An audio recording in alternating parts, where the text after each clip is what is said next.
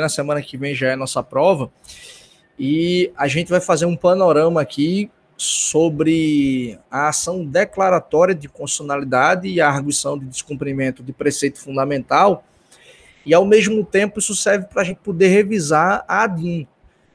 Lá atrás, quando eu falei com vocês e expliquei, disse, olha pessoal, a gente vai gastar algum tempo aqui discutindo a ação direta de inconstitucionalidade, mas de certa forma a ação direta ela acaba funcionando como uma espécie de teoria geral do controle abstrato no Brasil. Porque muito do que se aplica a ADIM, ou muito do que a gente estuda em ADIM, a gente acaba estendendo isso para a ação declaratória de constitucionalidade e também para a arguição de descumprimento de preceito fundamental. Óbvio que há o objeto da ADC, que é diferente, da ADIM, por óbvio, da DPF também, medida cautelar, enfim, há uma série de questões que diferem as ações, mas quando a gente estuda pormenorizadamente a ação direta de inconstitucionalidade, a gente acaba por identificar, que fica mais fácil estudar a ADC e a DPF quando esse tipo de discussão antecedente é feita. Tranquilo? Então, o que a gente vai fazer é um panorama em relação à ADC e à DPF, no que ela difere em relação à ADIM. Tranquilo? Então, eu vou fazer a projeção aqui para vocês, a gente já identifica e a gente começa a conversar. Tá? Tem um quadro comparativo aqui que é muito importante para a gente poder discutir o tema da nossa aula hoje. Tranquilo? Então, tá aqui, ó, um quadro comparativo sobre o quê? Sobre a ADIM, sobre a ADC e sobre a DPF. Olha só, eu não vou falar dizendo aqui, olha, a ADC é assim, a DPF é assado. Eu vou falar ação por ação, porque aí fica mais fácil a gente compreender. Vocês vão observar, ó, há 3 slides aqui, para a gente observar algumas informações importantes, e aí eu começo tratando dessa coluna do meio, né? Na verdade, da terceira coluna aqui, falando sobre a ação declaratória, e daí a gente constrói o raciocínio. Tranquilo? Então, olha só. O que a gente viu até agora sobre a ação direta de inconstitucionalidade foi exatamente conhecendo, né, a gente conheceu uma ação que é a mais utilizada no Brasil, que é uma ação que tem por objetivo, né, obviamente, o julgamento procedente da sua ação, declarar a inconstitucionalidade de uma lei ou de um ato normativo estadual ou municipal. E quando essa decisão de mérito reconhece a inconstitucionalidade, a consequência é o quê, pessoal? É a retirada da ordem jurídica dessa lei considerada inconstitucional. Ok? Então, isso a gente observou lá nas aulas sobre a ADIM. Só que a ADC, a ação declaratória de constitucionalidade, ela tem um outro objetivo. Vê que interessante. Ela não quer declarar a inconstitucionalidade de uma lei. Ela quer, na verdade, que o Supremo confirme que uma lei é constitucional. Por isso que é a ação declaratória de constitucionalidade. Há uma dúvida, há uma discussão, há uma controvérsia, e já a gente fala sobre isso, uma controvérsia judicial sobre a discussão ou não, né, ou melhor dizendo, sobre a constitucionalidade ou não de uma lei ou de um ato normativo respectivo, específico. É possível se provocar o Supremo Tribunal Federal para que a corte diga se aquela lei, aquele ato normativo é ou não constitucional. Só que aqui o que a gente tem, pessoal? A gente tem de certa forma, um objeto mais restrito. Lembrem-se que, no caso da ADIM, o objeto é o quê? Leis e atos normativos federais e estaduais. E, óbvio, a lei do DF, que eu expliquei a vocês, né? No desempenho de competência do Estado, né? Só que no caso da ADC, qual é o seu objeto? Apenas leis federais. Então, não é possível eu propor, eu quero declarar a constitucionalidade, eu quero confirmar a constitucionalidade de uma lei estadual. Aqui a gente está falando de uma lei apenas federal. Se for para confirmar a constitucionalidade de lei estadual, que o próprio Tribunal de Justiça do Estado faça isso, que analise, veja qual é o parâmetro da constitucionalidade da lei, do ato normativo, e assim o confirme. Mas no âmbito da Constituição Federal, a ADC só pode ser proposta em face de uma lei federal. Tranquilo? Então, lei ou ato normativo federal pode ser alvo aqui de um ADC. Não cabe ADC em face de lei estadual. Tranquilo? Outra coisa, eu posso propor um ADC contra uma lei ou um ato normativo municipal? Não. Não é? Tanto a ADIM quanto a ADC, a gente não pode propor a ação declaratória nem a ação direta em face de uma lei municipal. Tranquilo? Então veja aqui que a gente já vai tendo um objeto mais restrito, não é? Agora veja como as coisas começam a se encaixar, né? De quem é a legitimidade para propor uma ação declaratória? Os mesmos que a gente viu para a ADIM, que estão previstos lá no artigo 103 da Constituição, não é? Estão previstos lá no artigo 103, do inciso 1 ao inciso 9, e todas aquelas discussões que a gente travou aqui sobre os legitimados, sobre a pertinência temática ou não, quem pode, quem não pode, quem deve, quem não deve demonstrar a pertinência temática, se aplica aqui também, ó, no âmbito da ação declaratória de constitucionalidade. Então perceba aqui, ó, é que a gente tem exigência de pertinência temática para propor a ação. Cabe isso na ADIM e cabe isso na ação declaratória de constitucionalidade. Perfeito, pessoal? Olha só, aqui talvez comece a mudar um pouquinho, ou comece a ter um pouco mais de peculiaridade a ADC em face da a ação direta de inconstitucionalidade. Olha só, no caso da ADIM, o legitimado ele pode olhar para uma lei, para um ato normativo, estadual ou federal, e entender que aquela lei ou que aquele ato normativo é inconstitucional, seja porque há uma inconstitucionalidade formal, seja porque há uma inconstitucionalidade material. Ok? Então, ato contínuo ali, a promulgação da lei, há casos, inclusive, tá, pessoal, que uma lei é impugnada no período de vacatio legis. Então, o camarada vai lá e propõe um ADIM, olha, ela viola o conteúdo da Constituição. Essa lei partiu de quem não tinha competência para propor. Então, ato contínuo, a criação da lei, ela já pode ser impugnada através de uma ADIM. Ok? No caso da ADC, há um requisito específico que a gente precisa observar. Olha só, no caso da ADC, há necessidade de comprovação aqui, ó, presta muita atenção nisso daqui, tá? De uma controvérsia judicial relevante sobre a aplicação da lei. Essa é a chamada controvérsia judicial relevante sobre a aplicação da lei ou do ato normativo como requisito para a propositura de um ADC. Deixa eu te explicar isso aqui melhor, ok? Às vezes, acontece de haver uma divergência no âmbito do judiciário brasileiro sobre a interpretação em um sentido ou no outro sentido sobre uma determinada lei federal ou um ato normativo federal. Às vezes os tribunais divergem, contendem sobre a melhor interpretação sobre o assunto. Isso acaba levando a uma multiplicidade de demandas, né? Muitos recursos são interpostos em face de decisões judiciais, muitas sentenças são desfeitas por tribunais que têm posicionamento antagônico ao entendimento ali firmado pelo magistrado. Então, o que acontece? Às vezes se identifica que há uma divergência muito grande no âmbito do Poder Judiciário e é melhor que se tenha um entendimento consolidado sobre o assunto, até como forma de garantia de segurança jurídica. Então, o que é que pode acontecer? Diante de uma controvérsia judicial relevante sobre a melhor interpretação de uma norma, é possível se bater à porta do Supremo Tribunal Federal para que a Corte em ADC diga qual é a melhor interpretação. Então, perceba aqui a lógica, né? Como ela é diferente. Na ADIM, a gente quer retirar a norma da ordem jurídica. A gente quer retirar a lei do ordenamento jurídico. No caso da ADC, não. A gente quer levar o debate para o Supremo Tribunal Federal para que o Supremo confirme a constitucionalidade daquela lei ou daquele ato normativo diante de uma controvérsia que tem existido no âmbito do Poder Judiciário. Informação extremamente importante aqui, tá? Que geralmente a gente deixa passar e etc. Olha só. Primeiro, é controvérsia judicial relevante. Ou seja, divergência no âmbito do Poder Judiciário. Não é divergência doutrinária. Não são livros ou artigos antagônicos que discutem um assunto que pode suscitar o debate no âmbito do Supremo Tribunal Federal. Tá? Não é discussão doutrinária, não é discussão acadêmica, é discussão no âmbito do Poder Judiciário. Porque aqui você tem uma possibilidade de confusão, né? Um juiz entende de um jeito, outro juiz entende de outro jeito. Não é?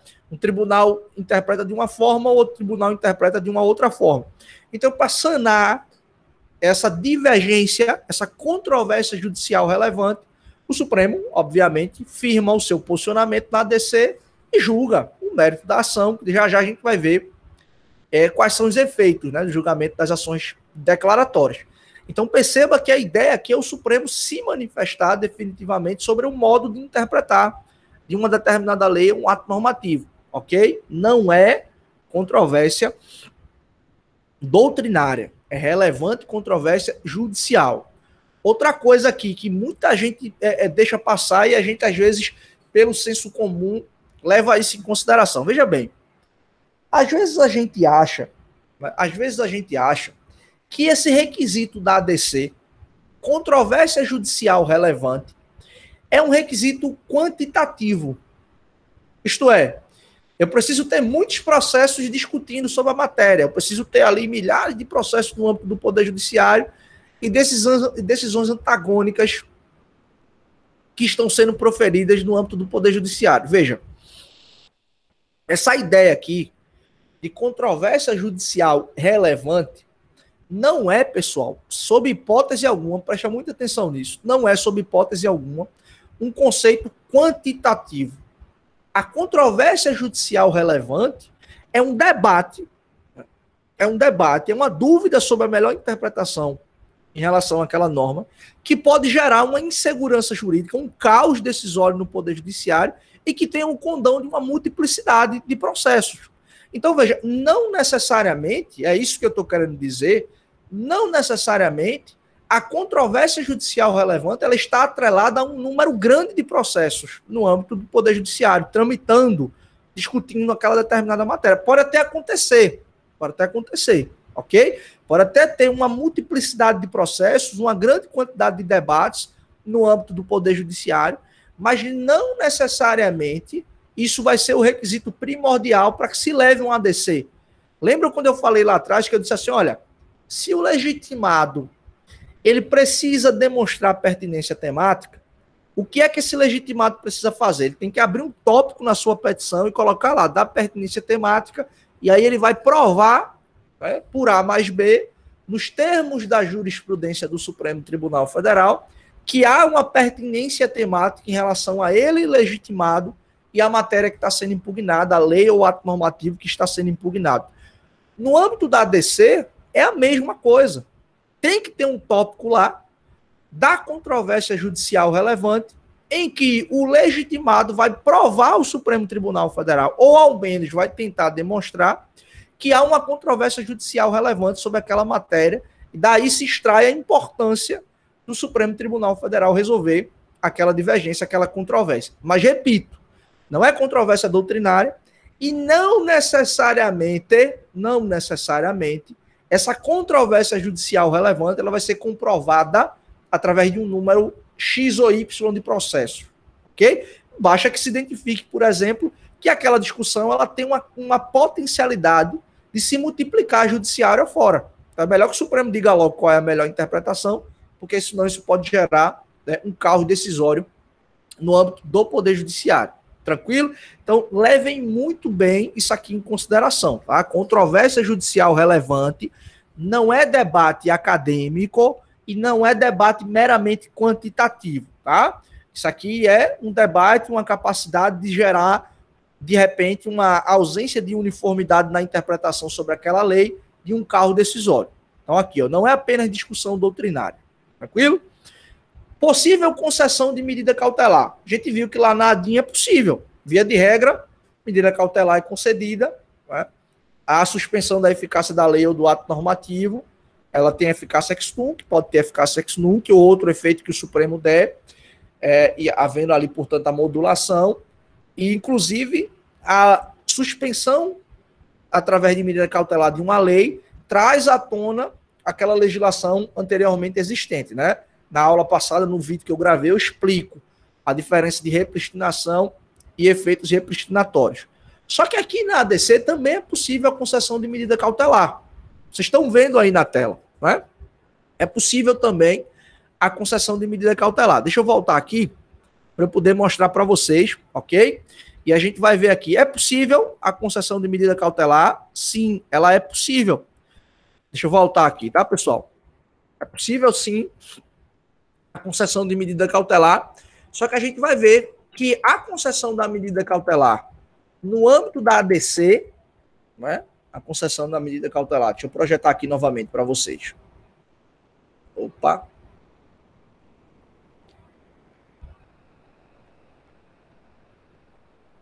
Olha aqui, ó, vai aparecer para vocês. A concessão da medida cautelar em ADC é possível? É possível. Só que ela não, diferentemente da ADIM, que suspende a eficácia da lei ou do ato normativo, não é essa a eficácia da ADC. Não é essa a eficácia da ADC, ok? Então, qual é, Helder, a eficácia da ADC? Tá exatamente aqui, ó. Nessa coluna do meio aqui. Qual é a força, né?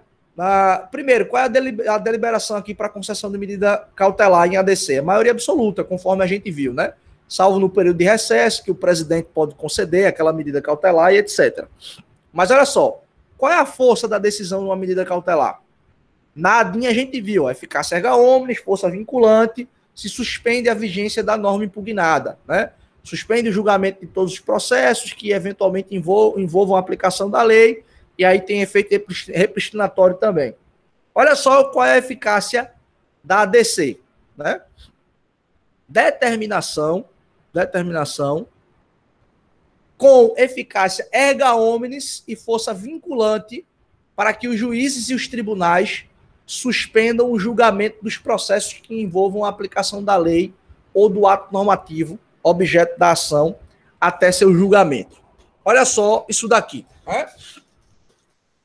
Se eu estou falando que o objeto da ADC é o Supremo ser provocado para dizer se aquela norma é ou não constitucional, porque há uma divergência no âmbito do Poder Judiciário, há processos que estão ali tramitando e que, portanto, divergem sobre a interpretação daquela legislação, quando se concede uma medida cautelar em ADC, o resultado é suspendem, né, todos os processos que tramitam e que discutem aquela determinada lei, objeto da ADC, aquele determinado ato normativo, eles ficam suspensos até a decisão final do Supremo. É algo meio óbvio, né?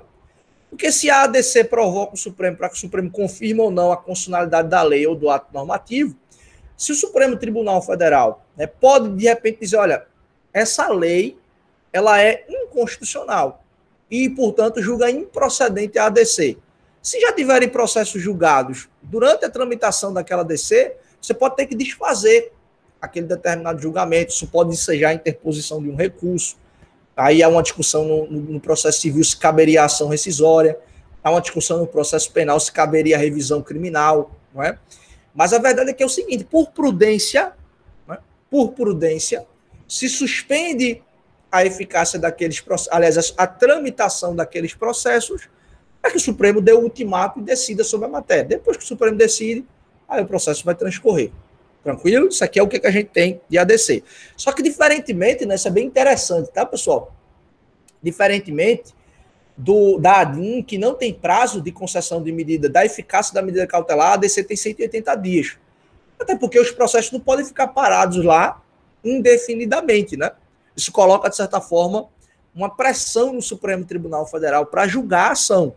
Se a concessão da medida cautelar impõe ali a suspensão da tramitação dos processos, o Supremo vai ter ali um prazo de 180 dias, né, para julgar com a eficácia da medida cautelar valendo.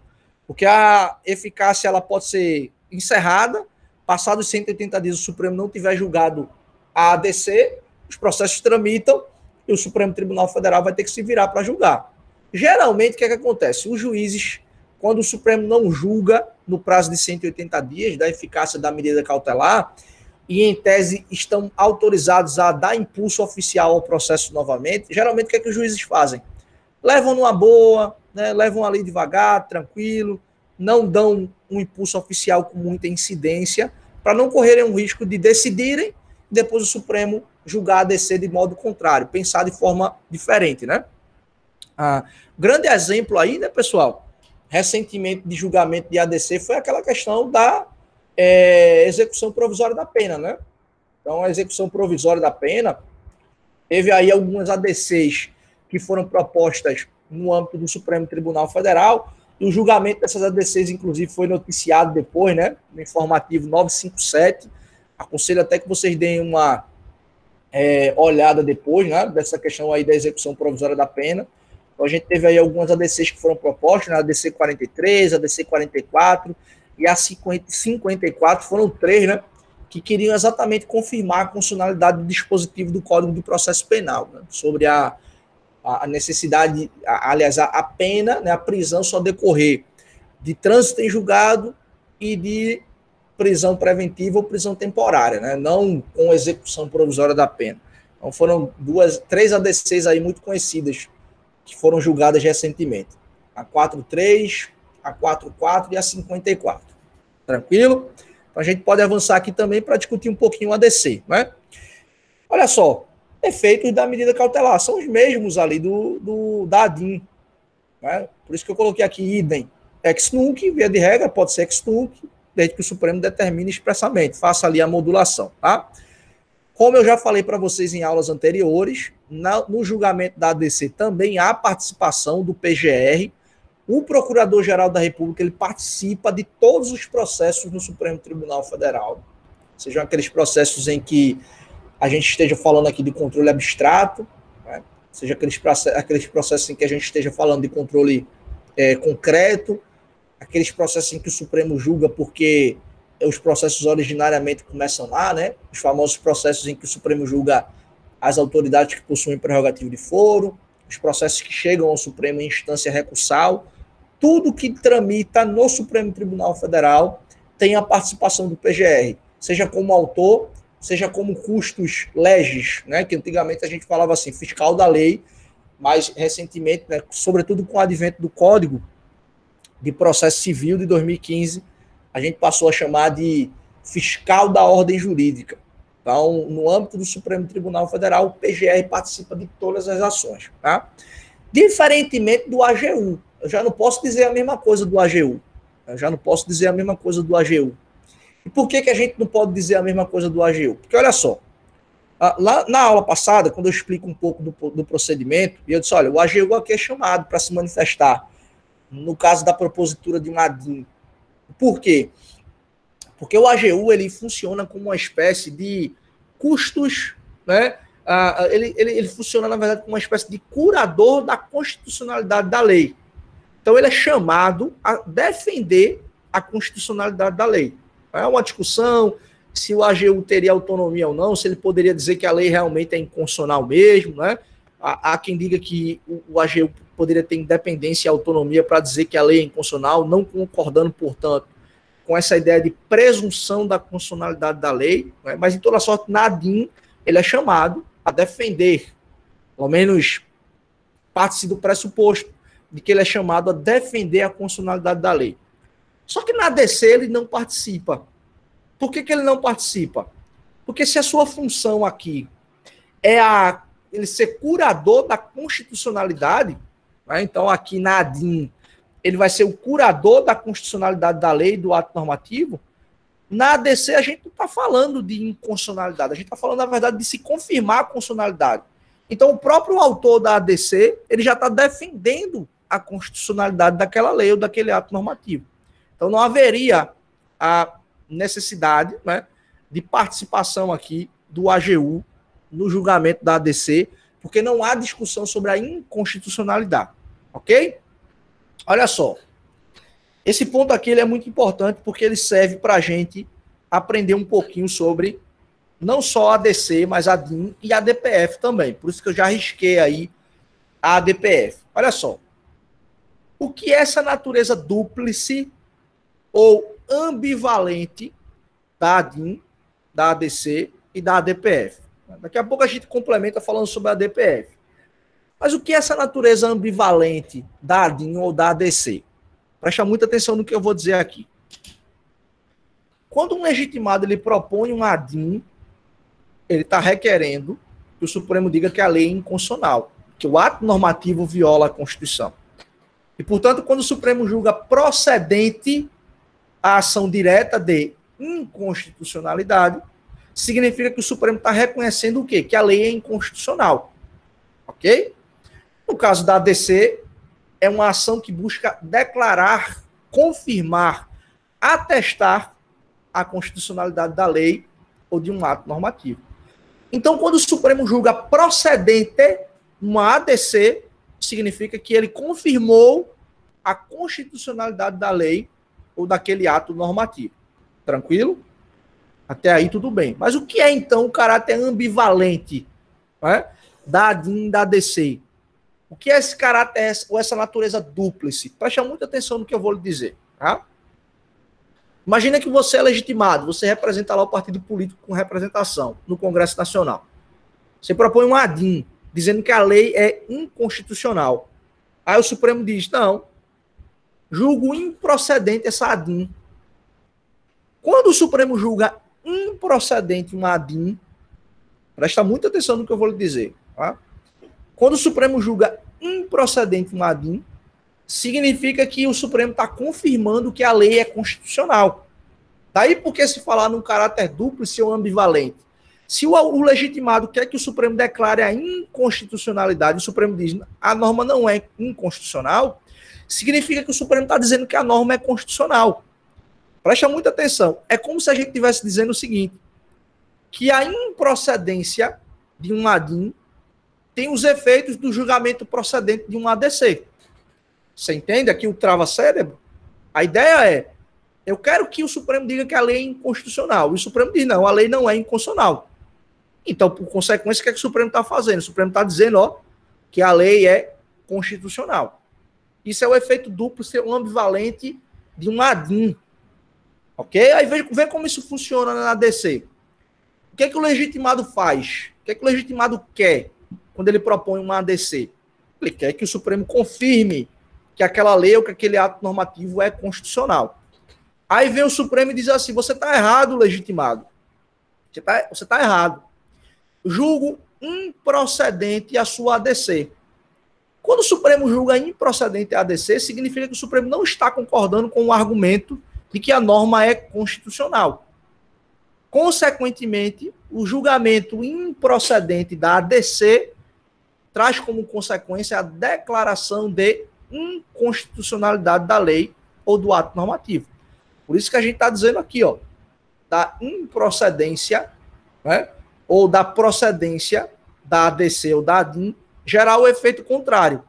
Ok? Se a ADIM é procedente, a lei é inconstitucional. Se a ADIM é improcedente, a lei é inconstitucional. Vale o mesmo para a ADC. Se a ADC é procedente, lei constitucional. Se a ADC é improcedente, lei inconstitucional. Gilmar Mendes, inclusive, diz no livro dele, né, que a ADIM e a ADC são as mesmas ações, mas com sinais trocados. Né? Ou seja, no final das contas, tem os mesmos efeitos. No final das contas, tem os mesmos efeitos. Tranquilo? É por isso que muita gente propõe a ADIM. No final das contas, dá no mesmo. O Supremo vai lá e diz que a ADIM é improcedente. Então, a lei é constitucional. Tá? Então, isso é a ideia que a gente está chamando aqui de caráter ambivalente ou natureza dúplice da ADIM e da ADC. Aí que se aplica a DPF também. Porque se você propõe uma DPF dizendo assim, lei municipal é inconstitucional, e o Supremo diz, você não tem razão, julgo improcedente a sua DPF, a lei municipal é constitucional em face da Constituição Federal. Vocês conseguem entender? É basicamente isso aí que a gente precisa levar em consideração. Não é? Aqui, ó, quando a ação é julgada procedente, o que é que o Supremo reconhece? Tranquilo, né? A gente acabou de sintetizar isso. A ADIM, o julgamento procedente, reconhece a inconstitucionalidade e na ADC, o julgamento procedente reconhece a constitucionalidade. Ok, pessoal? E aí, quando a ação é julgada improcedente, o que é que acontece? Se for a ADIM, se reconhece a constitucionalidade Se for ADC, julgado improcedente, se reconhece a inconstitucionalidade. Veja como fica didático aí, né? Eu não vou conseguir riscar, porque o PowerPoint está na frente aqui, exatamente a canetinha, então eu não vou conseguir riscar o improcedente aqui, tá? Mas tá tudo aí para a gente poder identificar, ok? Deixa eu voltar para cá, para a gente poder continuar. E aí a gente continua aqui, ó. Vamos ver aqui, vamos continuar vendo a ADC. Qual é a eficácia da decisão definitiva do mérito do julgamento de um ADC? O mesmo da ADIM, eficácia erga omnes, ex tunc e efeito vinculante. Naquela mesma lógica, vincula as 3 esferas da federação, administração pública direta e indireta, tá? Tudo que a gente viu em ADIM se aplica aqui em ADC, ok? A possibilidade do STF reconhecer a inconstitucionalidade para o futuro. Ou seja, aqui, na verdade, é modular os efeitos temporais da decisão. O Supremo pode fazer isso em ADC? Claro que pode. Havendo ali o excepcional interesse social, né, razões de segurança jurídica, e desde que 2/3 do STF vote pela modulação. Então, é perfeitamente possível isso acontecer no âmbito da ADC também, tá, pessoal? Por isso que eu disse, olha, muita coisa que a gente estuda lá, na ADIM, a gente acaba aplicando aqui também na ADC e também na DPF. Presta muita atenção no que eu vou lhe dizer aqui. Muita atenção, tá? Olha só. Quando você promove uma ação judicial, imagina, eu processei, sei lá, processei aqui, deixa eu ver quem é que eu vejo primeiro aqui na tela. Processei Thaís. Eu posso desistir dessa ação. Antes, por exemplo, de Thaís apresentar a contestação dela, vocês devem estar vendo isso em processo de conhecimento. Ouviram? Eu posso desistir da minha ação. Posso não ter interesse mais na continuidade da lide. Eu posso ter a possibilidade, eu posso desistir da interposição de um recurso. É meu direito de desistir. Só que o legitimado, presta muita atenção aqui, tá? O legitimado, ele não pode, em hipótese alguma, desistir da ação que ele propõe no âmbito do Supremo, em controle de constitucionalidade. Ele não pode desistir de um ADIM, ele não pode desistir de um ADC, ele não pode desistir da DPF. Não cabe desistência em controle abstrato de constitucionalidade. E por que não cabe desistência no controle abstrato? Porque, pessoal, controle abstrato de constitucionalidade é um processo que nós chamamos, lá atrás eu já falei sobre isso, é um processo objetivo. É um processo que a gente vai discutir em abstrato a validade da lei ou do ato normativo em face da Constituição. Não existem direitos subjetivos sendo debatidos, né? Não existe aqui interesse subjetivo sendo debatido no ADIM, no ADC, no ADPF. Ainda que, presta muita atenção nisso, ainda que as decisões do Supremo produzam efeitos em casos concretos. Mas quando se propõe um ADIM, se quer analisar se a lei ou o ato normativo é compatível com a Constituição. A gente não está falando de direito subjetivo aqui. Então, como o interesse aqui da análise da lei ou do ato normativo, né, que supostamente está violando a Constituição, o interesse aqui é de toda a sociedade, não é apenas do legitimado, né, afinal de contas, todo mundo quer proteger a eficácia da Constituição. Né, ninguém quer ver a Constituição sendo descumprida. Então, como o interesse é de toda a coletividade, não é um interesse subjetivo, não cabe desistência. Há outras questões que vocês aprendem no processo civil que não se aplica aqui no processo penal. Aliás, no processo objetivo de constitucionalidade. Não cabe intervenção de terceiros, por exemplo, né, salvo na hipótese de amicus curiae, que eu falei na aula passada, né? E até pouco tempo a gente nem fazia ressalva de amicus curiae, porque o amicus curiae passou a ser entendido como uma modalidade de intervenção de terceiros com o Código de Processo Civil de 2015. Antes de 2015, amicus curiae não era intervenção de terceiros, não era considerado intervenção de terceiros no Brasil. Era um terceiro que ajudava ali o judiciário no processo de tomada de decisão, né, conforme eu, inclusive, falei para vocês na aula passada sobre amicus curiae. Né? Mas a partir de 2015, o Código de Processo Civil de 2015 passou a estabelecer que o amicus curiae é uma modalidade de intervenção de terceiros. Então a gente adapta e discute isso. E diz, olha, boa parte daquelas discussões lá dos processos subjetivos a gente não aplica aqui no processo objetivo. Não cabe desistência, não cabe intervenção de terceiros, não cabe interposição de recurso, salvo embargos declaratórios, porque você vai levar para onde? Uma decisão que é proferida pelo Supremo Tribunal Federal. Não existe uma instância superior, ok? Então, o Supremo julgou improcedente um ADIM. Eu vou interpor um recurso? Não tem para onde recorrer. Você pode, no máximo, opor embargos declaratórios, para que a corte, para que o próprio órgão julgador esclareça, né, sane uma contradição, uma obscuridade, né, um erro material, uma integração sobre determinado processo, sobre determinado ponto ali do julgamento que não foi, que não constou no julgamento final. Né? Então, há elementos lá do processo subjetivo que a gente não aplica aqui no processo objetivo. Essa semana mesmo, ontem pela manhã, eu recebi uma mensagem de uma amiga minha, que é advogada, de um escritório aqui específico, e ela disse assim, olha, eu tô fazendo umas informações aqui, que o escritório está representando um amicus curiae, e eu estava lendo a ADIM, proposta pelo PGR, e não há valor da causa. O PGR não apresentou o valor da causa na petição. Isso está certo ou isso está errado? Veja, eu diria para você que nem está certo nem está errado, porque se o PGR, por exemplo, tivesse colocado R$1.000 para fins fiscais, a gente encontra muito isso em petição, né? O Supremo não ia analisar a petição e ia dizer, não conheço da ADIM porque o PGR colocou o valor da causa. O Supremo não ia fazer isso. Mas a verdade é que não precisa colocar valor da causa, porque valor da causa consta em ações que discutem direitos subjetivos. E uma ADIM, uma ADC e uma DPF não consta. Então, o que o PGR fez foi técnico e não colocou. Mas, vez ou outra, você vê uma ação proposta por um partido político em que você tem um escritório da advocacia que representa e lá no final você coloca R$1.000 para fins fiscais. Precisava fazer isso? Claro que não. Para fazer isso, claro que não. O Supremo não vai julgar improcedente ou procedente uma ADIM, vai dizer, condeno fulano a pagar R$1 milhão a título de indenização.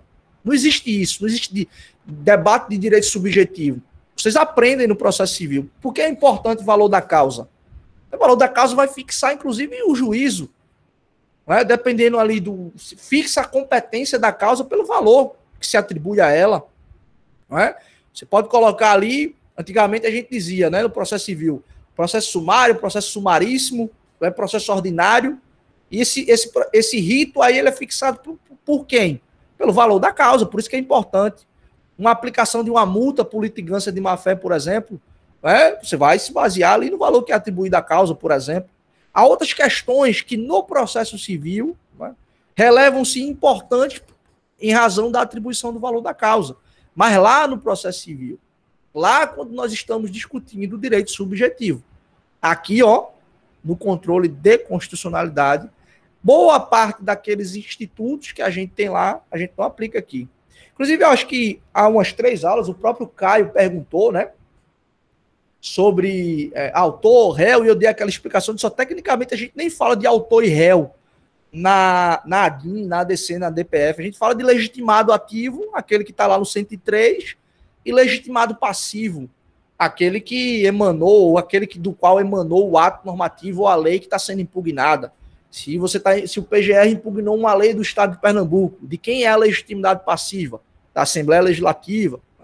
Se um partido político com representação no Congresso Nacional propôs um ADIM contra um decreto do presidente, né, um decreto autônomo do presidente, de quem é a legitimidade ativa? Do partido político. De quem é a legitimidade passiva? Do presidente da República. Afinal de contas, foi dele, né, que emanou aquele ato normativo impugnado. Então, veja que essa categorização aqui, lá do processo civil, a gente não pode transpor aqui. E o grande fundamento é esse.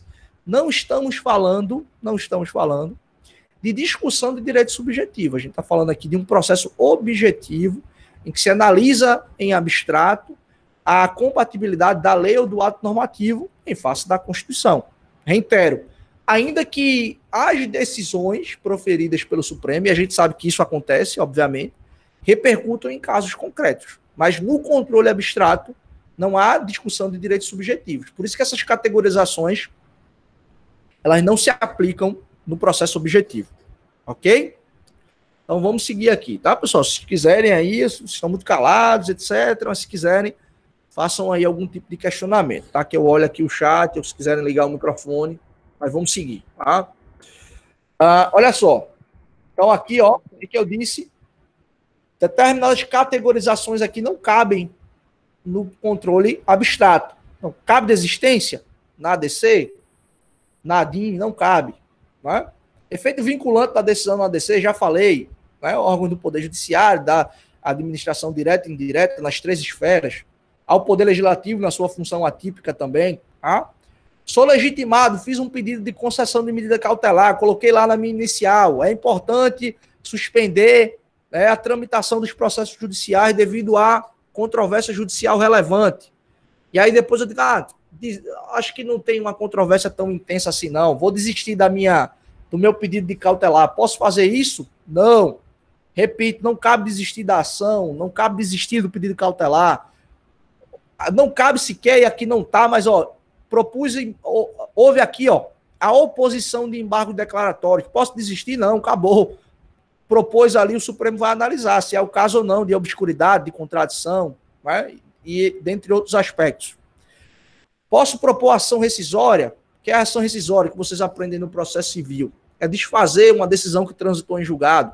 Não cabe, essas categorizações não cabem no processo objetivo de constitucionalidade. Transitou em julgado, acabou, não tem mais o que fazer, não cabe desfazer, não cabe ali interposição de recurso. O que pode acontecer é uma nova ação ser proposta, né, para que o Supremo discuta novamente aquela matéria. Aí, de repente, a composição da corte tem mudado, a percepção social sobre o tema pode ter mudado, e aí a corte pode mudar de entendimento. Vide aí, ó, execução provisória da pena.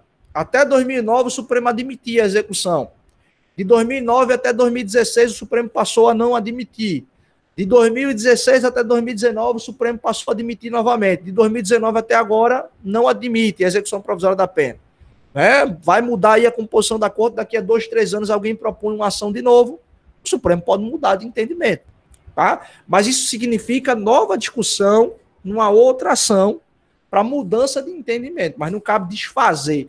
Se o Supremo julgar hoje um ADC e diz, ó, o Supremo julgar hoje um ADIM e diz, ó, né, é constitucional, é inconstitucional, acabou. Transita em julgado, no máximo cabe oposição de embargo declaratórios. Não cabe mais desfazer aquele julgado naquela ação específica. Agora, o tema pode ser debatido novamente no âmbito do Supremo Tribunal Federal, a partir de uma outra ação, de uma outra provocação. Ok, pessoal? Então, ó, há também possibilidade de amicus curiae aqui, tá? Como cabe lá na ADIM, não cabe intervenção de terceiros, né? Do jeito que a gente estuda e aprende lá no âmbito do processo civil, tá? Não cabe nenhuma daquelas modalidades, denunciação da lide, por exemplo, né? Não cabe isso, não cabe denunciação da lide. Antigamente a gente estudava denunciação da lide, oposição, né? Que agora virou, não é mais intervenção de terceiros, né? Nomeação, autoria, chamamento ao processo. Eu estudava tudo isso na época do CPC de 73. Mas nenhuma daquelas modalidades de intervenção do Código de 2015 cabe aqui, exceto o amicus curiae, que não tinha essa natureza até 2015, tá? Mas ela continua sendo prevista. É como se a gente dissesse aqui que a intervenção, o amicus curiae não teria uma natureza jurídica de intervenção de terceiros no âmbito do Supremo Tribunal Federal. Mas, independentemente de como você atribua a natureza jurídica do amicus curiae no controle de constitucionalidade, a ideia fica presente, né? Não cabe intervenção de terceiros, ok? No âmbito do controle. Quórum para instalação da sessão de julgamento, né? Lá no procedimento, na Lei 9868 se estabelece isso. Vai julgar um ADIM, vai julgar um ADC, tem que estar pelo menos ali 8 ministros, tá? Então, na ADC, na ADIM, é a mesma coisa. Para votar, como é que se proclama, né? Como é que se julga uma ação, procedente ou improcedente? Tem que ser a maioria absoluta. Qual é a maioria absoluta aqui dos ministros? 6, né? Metade mais 1 do número total. Então, para se instalar o julgamento, tem que ter pelo menos 8 ministros, e para julgar a ação, procedente ou improcedente, pelo menos 6 ministros devem votar naquele sentido, tá? Não confundam. São 3 quórums aqui. São 3 quórums. Não confundam isso, tá? Para iniciar o julgamento, pelo menos 8 ministros. Para julgar procedente ou improcedente a ação, pelo menos 6, que é a maioria absoluta. E para conceder medida cautelar, são 2/3. Né? Aliás, perdão, para modular os efeitos temporais. Para modular os efeitos temporais, aí são 2/3, ok? Mas 8 ministros para iniciar o julgamento, 6 para julgar procedente ou improcedente a ação, né? Ou seja, o julgamento em tese termina quando 6 ministros votam num sentido, né? E aí 2/3 para ver o quê? A modulação dos efeitos temporais aqui da decisão. Está aqui em cima, né? Olha aqui, ó, modulação, eficácia ex nunc, né? Efeito pro futuro, a partir do trânsito em julgado, tem que ter 2/3 aqui para ver a modulação. Então, como eu já tinha falado, ó, não cabe recorrer da decisão, exceto embargos declaratórios, se aplica aqui na ADC também, né? A possibilidade dos tribunais de justiça julgarem ADC, julgarem ADIM, é perfeitamente possível, né? A Constituição, na verdade, se você abre o artigo 127, ela diz que os estados podem incorporar a representação de inconstitucionalidade. Não sei se o Fábio lembra que a gente chegou a discutir isso lá no grupo de estudos. A Constituição autoriza que haja a instituição da representação de inconstitucionalidade. O Supremo, a Constituição não chama de ADIM no âmbito dos estados, mas é um ADIM estadual. Então ela diz assim, ó, o estado pode criar, a Constituição do estado pode criar. O que o Estado não pode fazer é criar um ADIM e estabelecer um único legitimado. Tem que ter um rol interessante. Tá? Geralmente, o que é que as constituições estaduais fazem? Colocam um rol parecido com o do artigo 103. Se você abre a Constituição de Pernambuco, por exemplo, você vai ver, tem um rol pródigo lá. Tem um rol pródigo para a propositura daquilo que a gente chama no âmbito do Estado de ADIM. Não é muito comum a gente ter ADC a nível estadual. Não é muito comum. Geralmente tem ADIM, mas não é muito comum a gente visualizar a ADC. São poucas as constituições estaduais. Está aí um tema para pesquisa, né? Como é que as constituições estaduais regulamentam o controle abstrato. Tem muitas pesquisas sobre isso, inclusive. Tá? Muitas pesquisas sobre isso. Até daqui a alguns dias a gente vai discutir uma obra muito conhecida aqui no Brasil, que é do Léo Leonci Ferreira, que é o controle de constitucionalidade das leis e dos atos normativos. Ele publicou essa obra, já é antiga, desde 2007, 2008. Foi a dissertação dele de mestrado, mas é uma obra que se discute até hoje, né? E aí é um campo aberto, né? Ver como é que os estados se comportam diante dessa questão do controle. Então, cabe sim os estados incorporarem, criarem isso, né? Óbvio que se você tem uma ADIM a nível estadual, o que você vai fazer? Você vai julgar a compatibilidade de uma lei ou de um ato normativo municipal ou estadual em face da Constituição estadual, não é? Não é que o TJ vai julgar uma lei ou um ato normativo em face da Constituição Federal. Aí é competência do Supremo. Mas a ADIM estadual, a ADC estadual, né, até mesmo a DPF, serve para quê? Para se analisar a compatibilidade da lei ou do ato normativo, municipal ou estadual, em face da Constituição estadual. Ok, pessoal? Tranquilo? Até uma questão interessante que essa semana um professor, no evento que teve quarta-feira, né, no Constate, que alguns de vocês aí devem ter visto eu divulgando nas redes sociais, um professor fez uma análise do controle de constitucionalidade a nível estadual e ele chegou à conclusão muito parecida com o que a gente diz em relação ao Supremo, né? Ele disse, olha, o TJ também serve como um fiador de centralização no âmbito dos estados, de invalidar muitas leis municipais em face da Constituição estadual e fazer assim como o Supremo faz a nível federal, né? O Estado também ter um TJ extremamente centralizador de competências a nível estadual, né? É uma questão interessante também, porque aí você acaba tendo o mesmo parâmetro e o TJ fazendo a mesma coisa que o Supremo faz, né?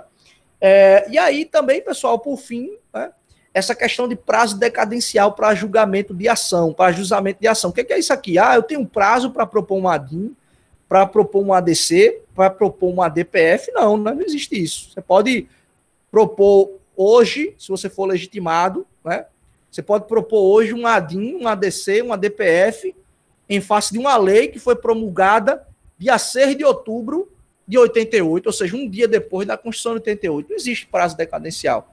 Se identifica que o conteúdo ou que a forma é incompatível com a Constituição Federal de 88, se provoca o exercício da jurisdição constitucional. Tranquilo? Então, isso é muito importante para a gente perceber. Então, vejam, ó, como eu disse, né? Esse juízo comparativo aqui ele é muito importante, porque a gente acaba revisando também questões relacionadas à própria ADIM, né? E com a DPF fica mais fácil ainda a gente identificar. Porque a DPF, de todas essas ações aqui em controle abstrato, que a gente está estudando até agora, ela é a que tem um objeto mais amplo. Literalmente, ela tem um objeto mais amplo. Né? Eu já até falei para vocês anteriormente, quando a gente fez um panorama inicial, na primeira aula da unidade, quando a gente fez o panorama geral sobre as ações, eu mostrei para vocês, a DPF é a ação mais ampla, que tem um objeto mais amplo. Ela preenche algumas lacunas que as outras ações não preenchem. É óbvio que ela tem um caráter subsidiário. Basicamente é o seguinte, quando cabe a DIN ou quando cabe a DC, você não vai propor a DPF. Ela tem, de fato, o próprio artigo 4º da Lei 9882, né, de 99, diz isso. Há um princípio aqui que vai nortear a DPF. Quando cabe a DIN, quando cabe a DC, aí eu proponho prioritariamente a DIN ou a DC. Eu não vou propor diretamente a DPF. Né? Ela tem esse caráter subsidiário aqui. Mas, inegavelmente, a DPF ela tem um objeto mais amplo. Então, por exemplo, você diz assim, para que serve? A gente propõe a DPF quando há violação a um preceito fundamental. Mas o que é um preceito fundamental? Né? Se você olha a jurisprudência do Supremo, você vai ver, o preceito fundamental é o primeiro título da Constituição, né, dos princípios fundamentais, vai do artigo 1º ao 4º, é o título 2 da Constituição, dos direitos e garantias fundamentais, que vai ali do artigo 5º ao artigo 17, né, passando ali por direitos e garantias individuais, né, direitos individuais e coletivos, direitos sociais, direitos de nacionalidade, né, partidos políticos, direitos políticos. Você tem ali o artigo 170 da Constituição, o Supremo entende que é preceito fundamental, os princípios da ordem econômica.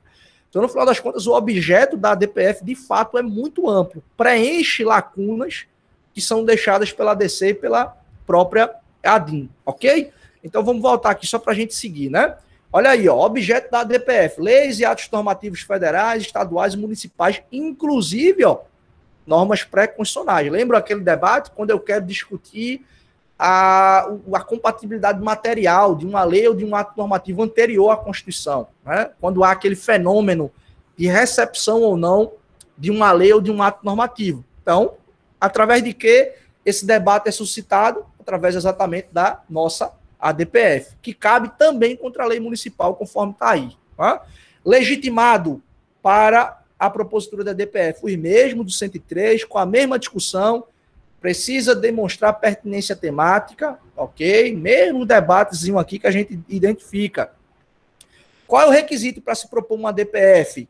Precisa de controvérsia judicial relevante? Sim e não. Porque eu posso propor uma DPF diretamente no Supremo, dizer assim, Supremo, ó, vamos discutir a compatibilidade da lei ou de um ato normativo, ou essa DPF ser proposta no curso de um caso concreto. Engraçado isso, né? Você tem lá um caso concreto sendo discutido, um legitimado pode olhar, olha, esse debate aqui é importante. Ele pode gerar uma controvérsia judicial relevante, vou levar isso logo para o Supremo Tribunal Federal. Então veja como o objeto é amplo, né? Tanto faz uma DPF partir de um caso concreto, então vejam, não é que o caso concreto está sendo levado ao Supremo, é que a discussão ela pode partir de um caso concreto e chegar no Supremo, ou isso pode ser levado diretamente sem que haja um debate, um caso concreto por trás. Então, tanto faz aqui. Pode haver uma controvérsia judicial relevante e pode não haver. Por exemplo, eu posso ter uma norma anterior à Constituição em que se debata, né, sobre a aplicação ou não daquela norma. Vou dar um exemplo aqui para vocês no Brasil, dois, que eu sempre falo desses exemplos, a lei de imprensa e a lei de anistia. Havia muitos debates no âmbito do Poder Judiciário sobre a melhor interpretação, né, da lei de anistia, né, da lei de imprensa, e algumas ações foram propostas, algumas ADPFs foram propostas no Supremo. Então, elas vieram de um caso concreto, de discussões, de relevante controvérsia judicial. Então, tanto faz, uma ADPF pode ser proposta, nesse caso, quando há esse debate, né, se não for possível propor uma ADC, a ADPF faz essas vezes, então ela pode ser proposta também com esse requisito da relevância da controvérsia, né, judicial relevante, ou ela pode ser proposta diretamente, como se fosse, né, nos moldes de um ADIM, um ADC, abstratamente falando, a gente pode propor uma ADPF. Então, lembra disso. A ADPF tem, de fato, um objeto extremamente amplo aqui para a gente poder observar. Tranquilo? Cabe medida cautelar? Cabe também. Né? É como se eu dissesse assim, o que cabe na ADIM, na ADC, cabe na DPF. Cabe suspender a eficácia da norma, né? Se for a impugnação de uma norma diretamente, com eficácia ex-tunc, com eficácia ex-tunc, eficácia pro futuro. Cabe a suspensão dos processos judiciais, se for a discussão, se a DPF partir, né, e fundamentasse numa controvérsia judicial relevante. Então veja que está tudo, né, dentro da DPF. Impressionante como ela tem essa questão ampla também, né? A força da decisão concessiva de medida cautelar e o quórum de deliberação, mesma coisa aqui, maioria absoluta, né? Olha aqui, ó, o que é que eu falei agora há pouco. O que é que pode acontecer com a decisão concessiva de medida cautelar? Sustar a eficácia do ato impugnado até o julgamento do mérito, ou seja, parece uma ADC, né? Quando ela tem aquela ideia de uma ADPF incidental, ou ela pode, né, determinar aqui, nesse caso aqui a eficácia do ato, ela pode determinar a suspensão dos processos, né? Aqui sim a ADC, né? Como se fosse a ADC. Eu acabei confundindo aqui, falando do item 1 aqui como se fosse a ADC, mas na verdade seria a ADIM. Então veja que, repito, o que a gente vê na ADIM, a título de medida cautelar, e o que a gente vê na DPF, aliás, na ADC, a título de medida cautelar, a gente aplica aqui, tá? Então não tem previsão de eficácia da medida cautelar, embora, repito, para a ADC haja expressamento, mas na DPF não tem prazo, ok? Efeitos da medida cautelar, a mesma coisa, pode ser ex-tunc, pode ser ex-nunc e etc, ok? Aqui, ó, participação sempre do PGR, participação do AGU, tem também natureza dupla, se ambivalente, porque se você propõe uma DPF dizendo assim, essa lei ou esse ato normativo municipal é inconstitucional, ou você propõe uma DPF dizendo, olha, essa norma não foi recepcionada, e o Supremo julga improcedente, significa que a lei é constitucional e que a norma foi recepcionada. Então, a mesma lógica se aplica aqui, ok? Agora, veja, e quando uma DPF é julgada procedente? Qual é o efeito dessa decisão? Depende. Depende de quê? Depende do pedido. Porque o pedido pode ser para declarar a constitucionalidade, né? O pedido pode ser para declarar a recepção ou não. O pedido pode ser para declarar a inconstitucionalidade e retirar o ato normativo da ordem jurídica. Então, como esse objeto ele é mais amplo, pode ser exatamente o que acontece aqui na ADIM e na ADC. Pode ser a declaração de constitucionalidade, pode ser a declaração de inconstitucionalidade, né? E aí esse efeito ambivalente ele se aplica no âmbito da ADPF também. Perfeito, pessoal? Então a gente segue aqui, ó, a eficácia erga omnes, eficácia ex-tunc, né? Efeito vinculante. Mesma coisa, julgamento de mérito da ADC, da ADPF e da ADIM. Pode haver a modulação dos efeitos, não cabe desistência, conforme a gente viu. A decisão vinculante é a mesma coisa que a gente observou. Poder judiciário, poder executivo nas 3 esferas da administração direta e indireta e o poder legislativo na sua função atípica. Não cabe desistência da cautelar, não cabe desistência da ação, cabe amicus curiae, né? O quórum de instalação é o mesmo, tem que ter pelo menos 8 ministros e tem que ter pelo menos 6 votando num sentido ou no outro para que o julgamento chegue ao fim pela constitucionalidade ou pela inconstitucionalidade. Olha que eu destaco aqui, ó. Tá vendo? A votação tem que ser dessa forma para que se chegue, não é? A decisão é recorrível? Não. Só cabe embargos declaratórios. A mesma coisa que a gente viu em relação à ADC. Cabe a DPF no Estado? Cabe também. Não é comum, mas seria possível.